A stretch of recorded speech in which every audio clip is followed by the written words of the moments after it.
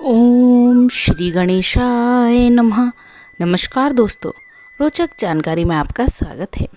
दोस्तों, हमारे जीवन में हर पल कुछ न कुछ ऐसा घटित होता रहता है जिसे ज्योतिष के अनुसार एक संकेत के तौर पर देखा जा सकता है।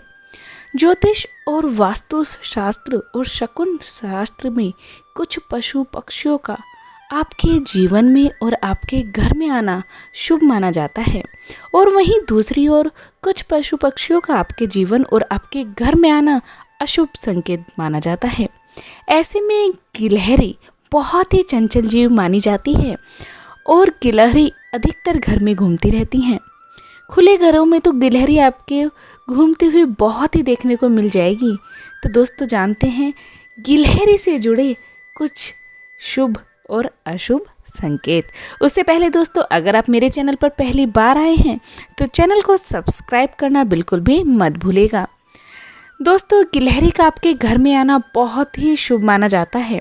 कहा जाता है कि गिलहरी जब आपके घर में इधर उधर कूदती है तो इसका मतलब सौभाग्य से होता है। अगर आपके घर में अभी तक बच्चे की किलकारियाँ नहीं गूंजी है तो गिलहरी आपके आंगन में आई है, तो आपको ये जल्दी ही खुशखबरी का संकेत देने वाली है। और अगर वहीं आपके घर में गिलहरी या चिड़िया अपना घोंसला बना ले तो घर में सुख समृद्धि के साथ ही धन की कोई कमी नहीं रहती है। दोस्तों, घर में चिड़िया का घोंसला बनाना भी शुभ शकुन माना जाता है। जिन घरों में चिड़ियाओं का घोंसला होता है वहाँ सभी देवी देवताओं की कृपा बनी रहती है। इसी प्रकार ये भी कहा जाता है कि गिलहरी अगर किसी के पैरों को छूकर भाग जाए और फिर दोबारा दिखाई न दे तो यह बुरा संकेत माना जाता है। इसका सीधा संकेत होता है दोस्तों कि आपके जीवन में कोई कठिन समय आने वाला है। दोस्तों, गिलहरी का दिखना शुभ संकेत होता है और गिलहरी का छूकर चले जाना अशुभ संकेत होता है। इसकी एक छोटी सी बहुत ही उपयुक्त पौराणिक कथा भी है दोस्तों। त्रेता युग में भगवान राम का अवतार हुआ था और उनकी धर्मपत्नी माता सीता का अपहरण लंकापति रावण ने कर लिया था। तो भगवान राम वानरों की मदद से लंका पर चढ़ाई करने के लिए समुद्र पर सेतु का निर्माण कर रहे थे, और उस समय सारे वानर सेतु के निर्माण कार्य में लगे हुए थे और भगवान श्री राम अपने भाई लक्ष्मण के साथ समुद्र के किनारे बैठकर ये सारा वाकया देख रहे थे। इसी दौरान भगवान श्री राम ने देखा कि एक गिलहरी बार बार रेत में लेटकर रेत के कण अपने शरीर पर चिपका रही है और फिर सेतु पर जाकर अपने शरीर के सारे रेत के कण झाड़ देती है। इस प्रकार उसे ऐसा करते देख भगवान राम ने लक्ष्मण से पूछा कि ये गिलहरी क्या कर रही है।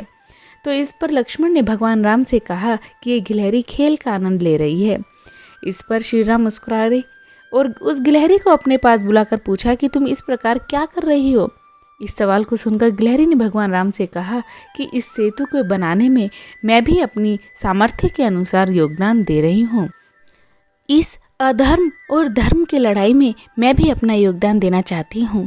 गिलहरी की इन बातों से प्रभावित होकर भगवान श्री राम ने प्रेम पूर्वक उस गिलहरी की पीठ पर हाथ फेरा, जिसके परिणाम स्वरूप गिलहरी की पीठ पर भगवान श्री राम की उंगलियों के निशान बन गए और आज भी गिलहरी की पीठ पर काले सफ़ेद धारियाँ बनी होती हैं। तो दोस्तों, ये थी गिलहरी से जुड़ी कुछ रोचक जानकारी। अगर आपको अच्छी लगी हो तो चैनल को ज़रूर सब्सक्राइब कीजिएगा, लाइक कीजिएगा और कमेंट करना बिल्कुल भी मत भूलिएगा। कमेंट बॉक्स में जय श्री राधे ओम नमः शिवाय ज़रूर लिखिएगा दोस्तों। ओम श्री गणेशाय नमः। नमस्कार दोस्तों।